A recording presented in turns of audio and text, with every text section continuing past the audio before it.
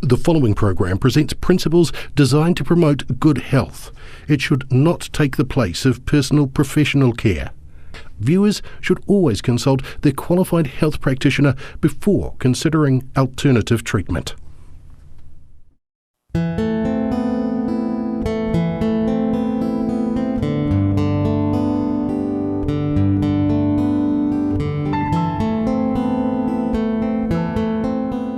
Working out cleaning the board. And we've got something behind here that's the most effective. It's called soap and water. So we're going to begin looking, or continue I should say, looking at some of the causes. And what I'd like to write down here is some of the causes of diabetes. And wheat and sugar are big contributing factors. Another contributing factor is dairy. And in the book, The China Study, Dr. Colin Campbell, he explains this one.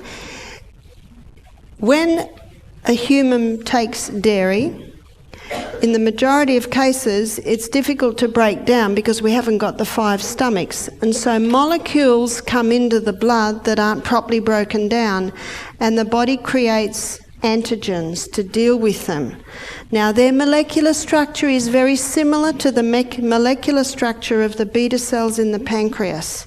And so these pathogens, they're wiping out these molecules from the partially broken down milk, and then they look over at the pancreas and start to break down the beta cells in the pancreas. I hope I didn't lose you with that one. And so dairy is a big contributing factor. Colin Campbell states that children that have cow's milk in the first year of life have a 70% greater risk of developing type 1 diabetes. And yet, what would most children have for breakfast? Cereal, milk and sugar. That's what I had as a child, yeah? So that's another causative factor. Number 3 is drugs. Many drugs have as their side effect an effect on the beta cells in the pancreas to break them down. There is much research today, and I know a Dr. Glassons from America, he pioneered a lot of this research in about the 80s, that the polio vaccine was causing the type 1 diabetes. That's quite alarming, isn't it? Do you know, the health department have put a statement out in the last few days that the only cases of polio around today are from the polio vaccine. Polio was wiped out before vaccines came in. Quite alarming, isn't it? The human body was designed to heal itself, and it'll heal itself if you give it the right conditions. And I had a lady ring me up with a 16-month-old child with diabetes, and she said it developed after her vaccinations. Now, there are children that are vaccinated that don't have diabetes. It's like this really. It's the best way to explain it. A whole lot of little threads come together to make a strong rope, and a strong man cannot break that rope. But a little mouse that strong man could step on and squash can start eating at all those little threads. And the rope that the strong man could not break, that little mouse successfully does by nibbling at those threads. We are a combination of a whole lot of bits and pieces, aren't we? And that's why I believe we should be the doctor. Where to put the detective hat on and thread all of those threads. Another cause of diabetes is the bleach that they bleach flour with. Now, flour, or wheat flour, or even spelt flour, kamut flour, if the bran and the wheat germ are taken out, it's almost the colour of the inside of my skin there, like a light beige colour. And so they wanted the wheat or the flour white. So they bleach it with a bleach called alloxan. And alloxan, the research is showing now, kills the beta cells in the pancreas. So another reason why this wheat is contributing to it. And so, number 1 to get a turnaround with diabetes is the wheat and the sugar must stop, the dairy must stop, and ideally the drugs stop. Now, some people are on medications that cannot be stopped straight away. Some medications can be stopped straight away, and that's why it is good to get some advice on that. The medications that must not be stopped straight away are things like antidepressants, things like your cortisone drugs. There can be a major reaction if you stop them. What we do at Misty Mountain Health Retreat is we get people to begin implementing lifestyle changes. The body gets strong, the body starts working better, and then they can ease off the medications. That's probably the best way to do it. But if you are on medication, it is good to get advice on how that can be taken off, especially if a person has been on it for years. Tomorrow night when I look at heart health, I'll be directly addressing things like cholesterol lowering medication, blood thinning medication, and blood pressure medication. So we'll be looking at that tomorrow night. Regarding insulin, what I find when people come to our health retreat, within 38 hours they're having to reduce their medication because their blood sugar levels are going too low. And this young man, Dan, that I told you about, remember I said that every night he'd get a blood sugar level low. Do you know what that means? He's on too much insulin. By the third week, Dan had reduced, now this is type 1 diabetic, he'd reduced his insulin by 90%. That's in 3 weeks. That's incredible, isn't it? That so quickly he was getting those results. Now there was something else that he was doing, so we'll put here, eliminate. These are the things that must be eliminated. Is these 3 things here. Now we're going to go over what needs to be implemented, and this is 8 glasses of water a day.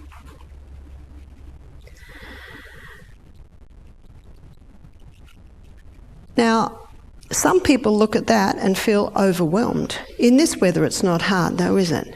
But in the middle of winter, it's a little bit harder. Now the best way to get that water in is little by little by little. One lady said, I can't drink water, it makes me feel sick. I can't drink water, it bloats me. And then I found out she would drink 500 mils all at once. Now if I have a plant that's a bit dry and I put 500 mils all in at once, what happens? Where does the water go? It all runs down the bottom. But if I come to that dry plant and put a little bit in, and then a bit later a little bit more, I can get 500 mils into that plant without any overflow. So little by little by little. I find it difficult to drink a whole lot of water at once, but I've just got my water bottle always by me. I sip here, I have a little bit more there, I have a little bit more there. I just have it always by me. And you'll be amazed how much water you can get into your body. Have it in the car, have it at the desk, have it in the kitchen, have it out in the garden. Just have it always there, a couple of sips at a time. And there is one way that you can get that water into the cell so that you're not visiting the little house all the time, so that the feet don't swell. I mentioned in that question about the edema, and I'll look at it a little bit more tomorrow. We need to take the whole salt. Now, whole salt, and I'll be looking at this in detail tomorrow night, whole salt is unrefined sea salt. And there's a couple of ways we get it in Australia. One is Himalayan salt, and another is Celtic salt. And Celtic salt is one of my favourites because it has 3 magnesiums in it. And the Celtic salt has 82 minerals. Himalayan salt is very similar. Himalayan salt is certainly better than the refined salt. You know, the refined salt has 2 minerals. And there's a verse in the Bible that talks about the salt. It's Matthew 5:13. It's Jesus speaking. He says, "Ye are the salt of the earth. If the salt hath lost its savour, wherewith shall it be salted? It is henceforth good for nothing but to be cast out and trodden under foot of men." Just think of that when you look at that table salt. Henceforth good for nothing but to be cast out and trodden under foot of men. We use it a little bit at our health retreat for the leeches. Put it on the leech, it gets off. No, we don't have many leeches, only when we have a lot of rain.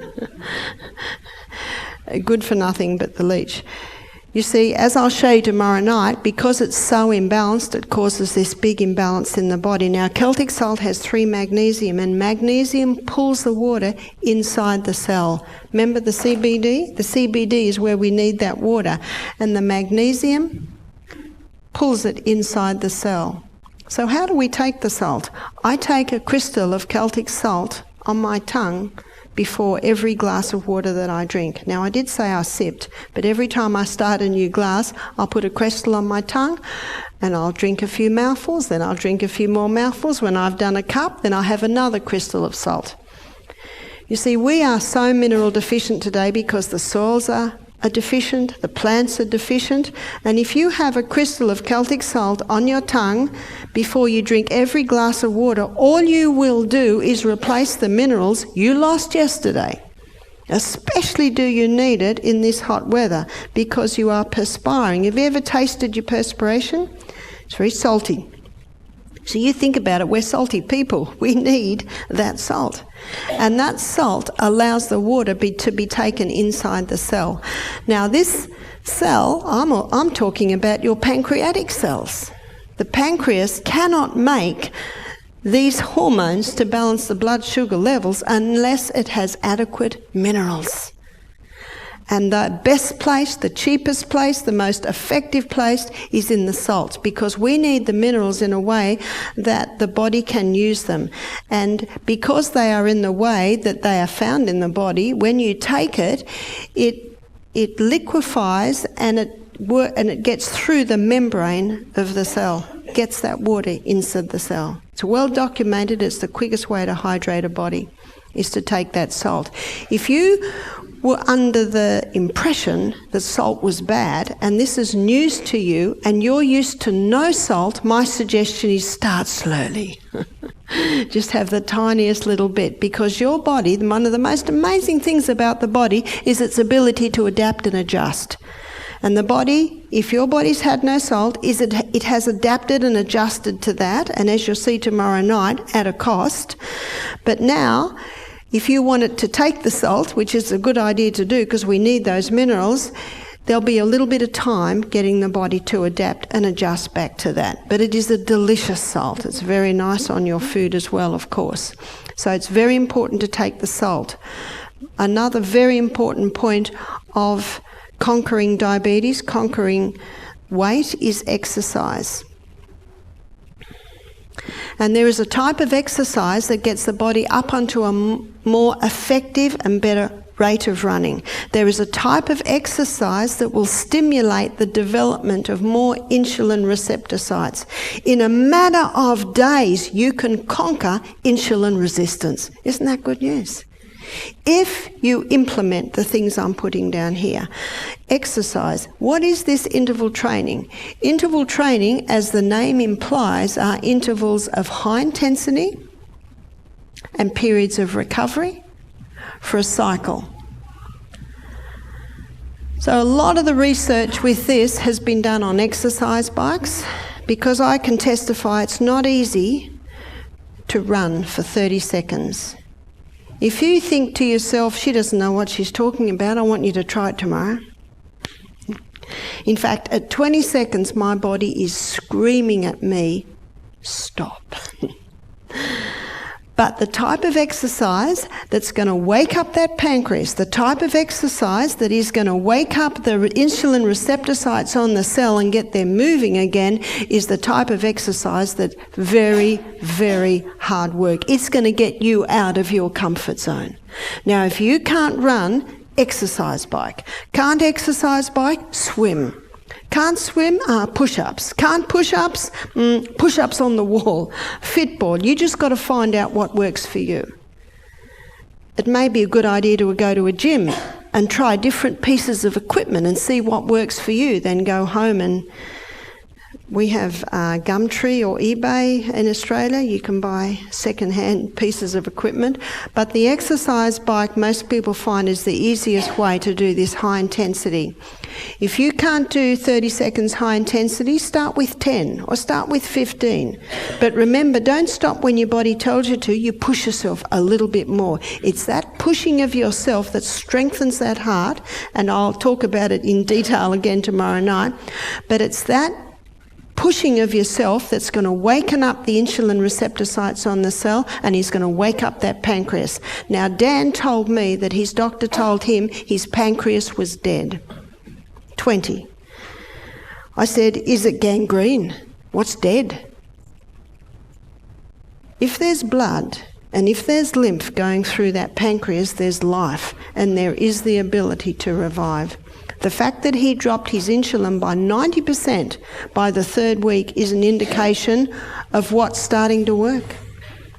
The pancreas. He adjusted it according to his blood sugar levels. They kept going lower and lower, so he'd go less, and that's how you do it. 30 seconds high intensity, 90 seconds recovery for about a cycle of 6. If at first you can't do a cycle of 6, do a cycle of 3. You just got to start with where you're at. Dr. Al says in his book PACE, his PACE means progressive acceleration of cardiopulmonary exertion. You don't have to repeat that back to me. Progressive, that means what you can't do now, you'll be able to do in a few days. Have you done the maths on that? Impressive, isn't it? What's this, 10 minutes a day? I'm a busy lady. I love it. I used to do 2K half-hour walk. Now I do 15 minutes. That's all I do. But I incorporate the high intensity. You got to work and work hard. And when Dan came back from his morning walk, his clothes were wet, and he was like this. This is working hard. What sort of effort do you think the Olympian athletes put into their training? They put everything into it. Now, we're training for something more important than the Olympic Games, you know that. We're training for life. We're training for quality of life. And what you do to your body now will determine how you spend those latter years. And each one of us have the opportunity that our latter years will be comfortable, will be enjoyable. Isn't that what God meant?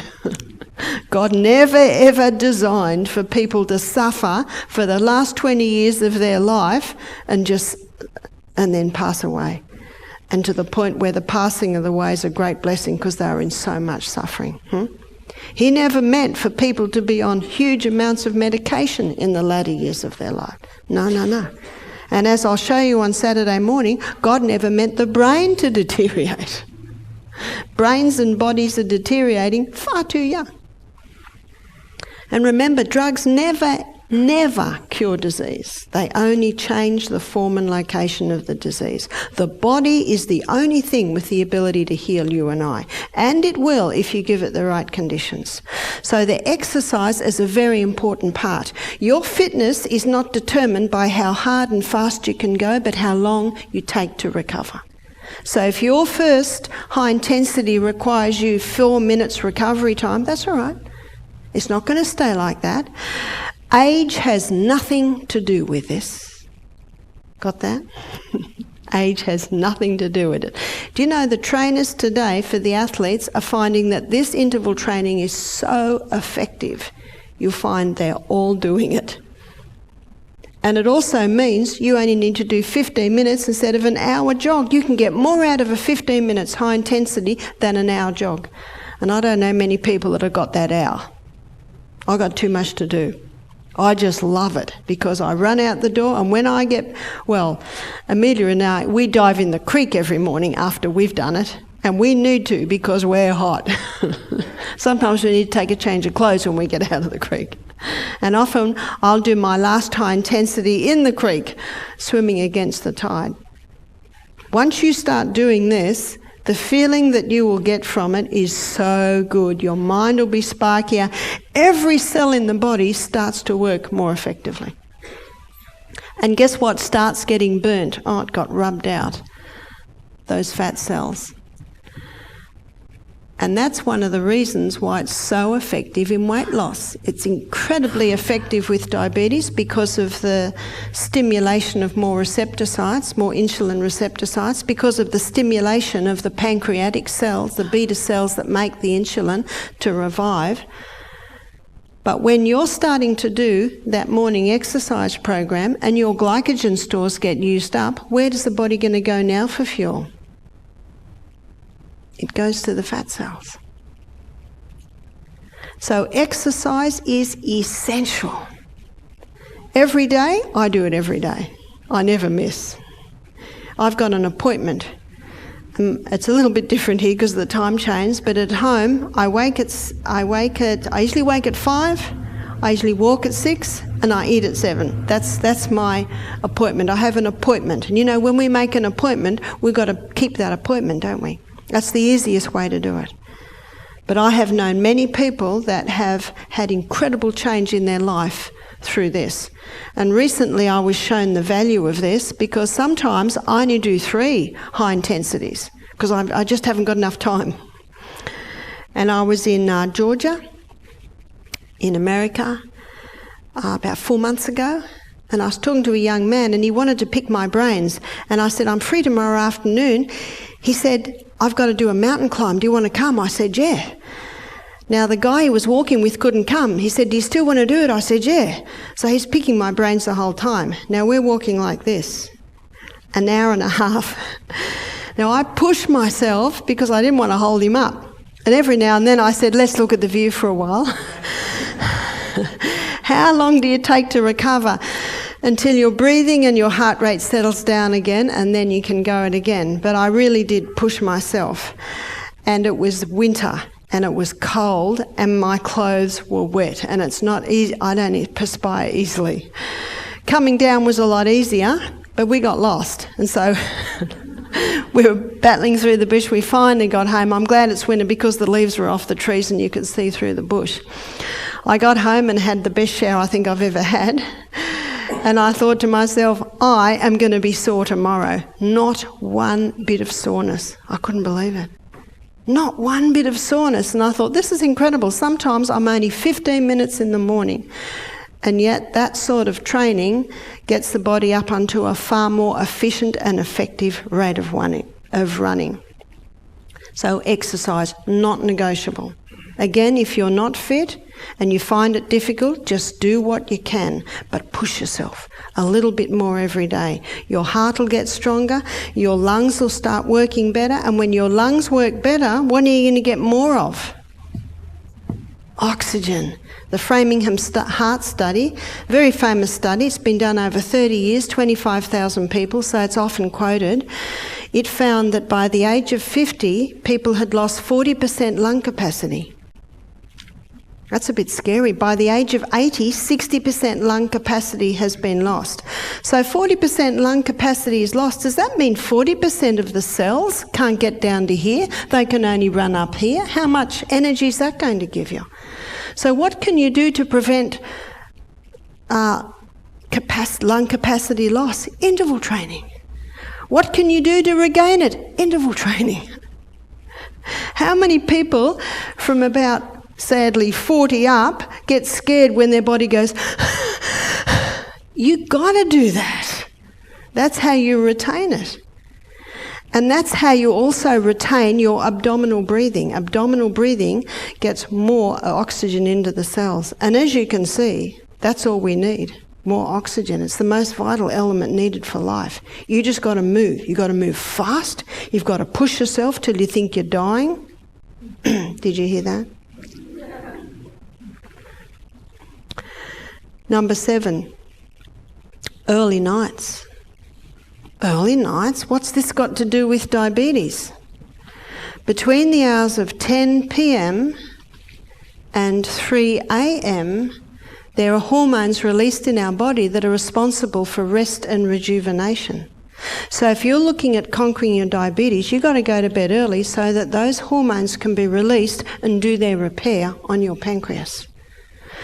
In the winter time, it's between 10 p.m. and 2 a.m. So very important to do that. Many people are going to bed late because of the screens. And when your eyes are on screens in these hours, that totally blocks your rest and rejuvenate nighttime hormones. It also increases learning capacity, also increases mood in the body. In my DVDs, I go into a little bit more detail on that one. But that's why early nights are important for any sort of repair and healing in the human body. Number 8. What I'd like to do now is I'd like to give you the sort of food to be eating to bring about repair in the human body. So this is a high fibre diet.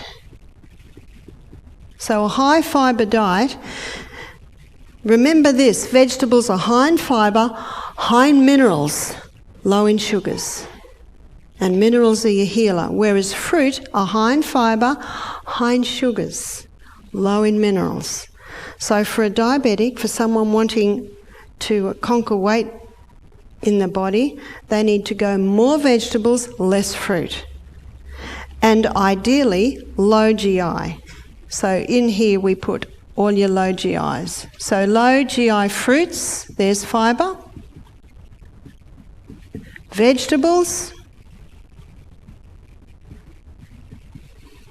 One lady said, "Isn't carrot high?" I said, "You'd have to eat a truckload of carrots to get your blood sugar high." And all your plant-based food, so all your nuts, all your legumes, they're all high fibre, and all your whole grains. Now let me give you a list of grains that are the best grains. Your wholemeal rice, millet, and quinoa, spelt quinoa, buckwheat. There are so many grains that we can pursue. Be very cautious of gluten-free cakes, gluten-free breads, because they can have very high glycemic grains in them, and they're often loaded with sugar. So they're your best grains. Generous amounts of protein. So the best protein is found in your legumes. Let me give you a little tip with legumes. Most people don't know this. Let me tell you how I did the black-eyed beans for lunch today. I had them cooking in one pot. In the other pot I had the tomato and the onion and the ginger and the garlic and the kale and the zucchini. And when the black-eyed beans were soft, I rinsed them and rinsed them and rinsed them and rinsed them. Did everyone get that? I'm washing away the dirty water. It is that water that causes most of the problems that people experience if they eat legumes. And when I've washed all the dirty water away, then I put my legumes in with my flavourings. For breakfast this morning, I had little dark blue lentils. They were cooking while I was running up and down hills. When I came back, I rinsed them again and again. The pot they were in had this scum around the edge. In fact, I scrubbed the pot clean, rinsed the lentils, put the lentils back in the pot, put oil, thyme and salt with it, and some parsley. Ladies, was it delicious? Delicious. It doesn't need much. And I'm climbing hills in the morning. I haven't got time to be cooking fancy things in the morning. So your legumes, most people don't realise that. My husband had a problem with lentils when we first married. So what I started to do, they were well rinsed, I just give him a little bit, a teaspoon. A couple of days later, 2 teaspoons, until eventually he can handle lentils quite well now. What about tofu? If you can get non-GMO, organically grown tofu, it's safe. Nuts and seeds. I think everyone should have about 8 to 10 nuts every meal. That's not hard, is it? Most people don't do it and then buy a packet of cashews and eat the whole lot, yeah? Just have a few every meal. It's a delicious ending to a meal. And healthy fats. And as I mentioned before, the healthy fats come from your nuts, your seeds, your avocados, and also history shows us that the two oils that have been used for centuries, and the people that use these oils experienced incredible health, is the coconut oil and the olive oil. Now, Dr. Bruce Fife, he's written about 5 books on the coconut oil. Incredible information in those books. I think that man should be getting a Nobel Prize for the work he's done on coconut oil. Some say, but it's a saturated fat. Some say, but it'll give you heart disease. There is no proof of that. There is no proof of all of that. And you look at the island people. When Captain Cook arrived, he was confronted with the most magnificent specimens of humanity he had ever seen. What did they eat every meal? Every meal. Coconut. What's the size today of the island people? Oh, they're very big. What are they eating? Here it is. What have they stopped? The coconut. It's not the coconut, it's because they've stopped the coconut. That's the problem. And low carbs. What about sugars? Now, last night a man asked me about stevia. Now, stevia is a sugar that does not get a pancreatic response with insulin. If you use too much, it gets a bit of flavour, but I think it's a good idea to train the taste away from the sweets. If a person has a diabetic, they really have to be very cautious with even maple syrup or honey, the natural sugars. Some say, isn't sugar a natural sugar? Sugar is as closely related to the sugarcane plant as heroin is to the poppy plant. Nothing wrong with sugarcane. It's the pure acid that's been extracted, and that is the sugar. So for a diabetic, a little bit of sweetening, they could use stevia. Also coconut sugar or palm sugar, which is the nectar, crystallised nectar from the flower of the palm. So it's also an unrefined sugar. What about dried fruit with a diabetic? Don't touch it. Very high glycemic index. And remember, it's not forever. It's just until you conquer it. And once you've conquered it, then you may have a little bit. I have seen many conquer it. What about type 1 diabetes? I have seen type 1 and type 2 diabetes conquered. Sometimes if someone is doing all of this and still struggling, by the way, I'll also put, did I say low GI? 9. It's good to get a glycemic index and know the low GI foods. But I have seen type 1 and type 2 diabetics conquer their diabetes. It takes a little bit of work, but the results are well worth it. But sometimes if there's not getting results, one have to check that they don't have exposure to mould and they don't have exposure to chemicals. So the things to be eliminated, I don't know whether I'm going to be able to do this. And this is one more that I have not yet mentioned, and it's something that Australians and New Zealanders love, and it's something that should be eliminated, and that is caffeine. Was that a groan? There is a way to come off the coffee without suffering. People say, do you drink coffee, Barbara? I say, no, I just watch the people suffer. Don't we, Amelia? Day 1, Misty Mountain Health Retreat. More people suffer from caffeine withdrawals than any other withdrawal. We've had people come off ecstasy, heroin, methadone, marijuana, alcohol, cigarettes. No one suffers like the coffee drinker. But there is a way to get off it without suffering. And the reason why the diabetic must stop this is because it causes an insulin response. And we don't want that. Say a person's on 3 cups of coffee a day. Well, tomorrow, the first cup of coffee, they have half a teaspoon of coffee and half a teaspoon of something like Caro or Echo, those cereal alternatives, cereal beverages. You familiar with that? And then a couple of days later, a quarter of a teaspoon of coffee and 3/4 of the Caro or Echo. If someone's on 3 cups of coffee a day, in about 10 days they can be off it without any pain or suffering. If someone's having 1 cup of coffee a day, they often can be totally off it in 5 days. On Saturday morning, I'll be showing you how it causes a chemical imbalance in the brain, so a huge contributing factor to mental illness. And in Australia, the current figures are 50% of people suffering from mental illness. But an even scarier figure is 1,700 cases of Alzheimer's are being diagnosed every week in Australia, and it is a preventable disease. And if caught in early stages, it can even be turned around. That's good news.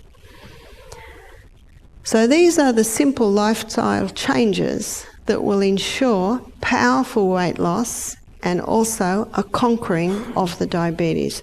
The pancreas has to be revived. It has to be allowed to recover. And when you implement these things here, you do that. Are there any questions before we close? Yes? Eggs. Eggs are probably one of the safest of the animal proteins, but they must be organic. Yes? Peanuts are out. Why are peanuts out? Well, if you want to know why they're out, you can read the first chapter in the China study. And you might know that peanuts are banned in schools today. It's not the peanut, it's the mould that commonly grows on the peanut. And that mould is aspergillus, and it gives off a mould waste called aflatoxin, which is the most carcinogenic substance on the planet. If you grow peanuts, harvest them, not a problem. The problem arises in the storage. Now, if you're feeling very sad right now because you love peanut butter, try macadamia butter, try cashew butter, and I think you'll find that they are just as nice, and yet they don't have the problem of the mould. There was one more question there. Yes? I was going to ask about the water and the salt. Yep. Would you say you've got your water bottle, would you just put the salt inside? No, you don't put the salt inside, and the reason is that magnesium is a water-hungry molecule and it'll dissolve in there. But when you put it on your tongue and drink it down, when it's on your tongue, already the mucous membranes in your mouth are taking in those minerals so that when you drink your water, it can take it inside the cell. Because we were meant to drink pure water. So it's just having that little bit. You know, the cows have their salt lick on the paddock. Adults, humans should have salt licks too. So we could put it on some chippies for pets and put it into the chippy in the water. No, because we should not drink with our meals because it waters down our hydrochloric acid. But you give a child a bowl of salt, oh, they love it. They'll gladly take that salt. And after they've taken their salt, you won't have any trouble getting them to drink water. Yes?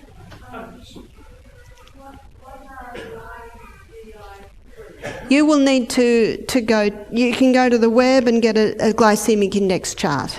But glycemic index says how quickly the glucose breaks down from the food in your blood. And I think I mentioned earlier your berries, they're probably the lowest. And you had another question? Rolled oats.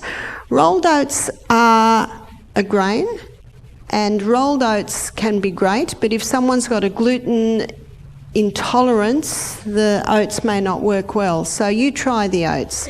And if you have oats, my suggestion is don't have them every day. Alternate them with the other grains. But if you experience bloating after breakfast, it's usually the oats. Yes? Almonds, excellent nut.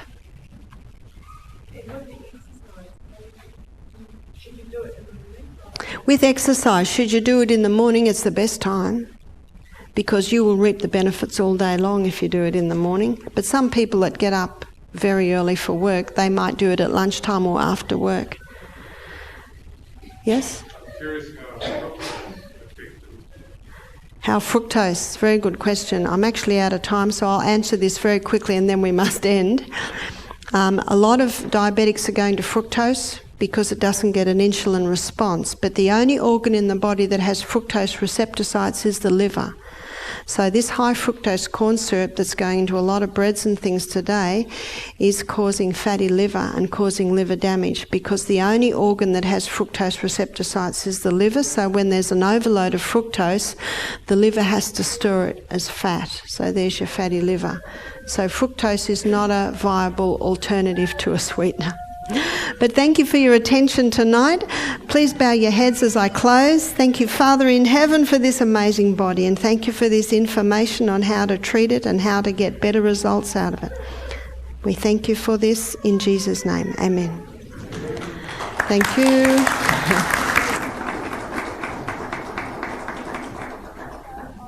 Just seeing you tomorrow night. If you've got a heart, you need to be here tomorrow night.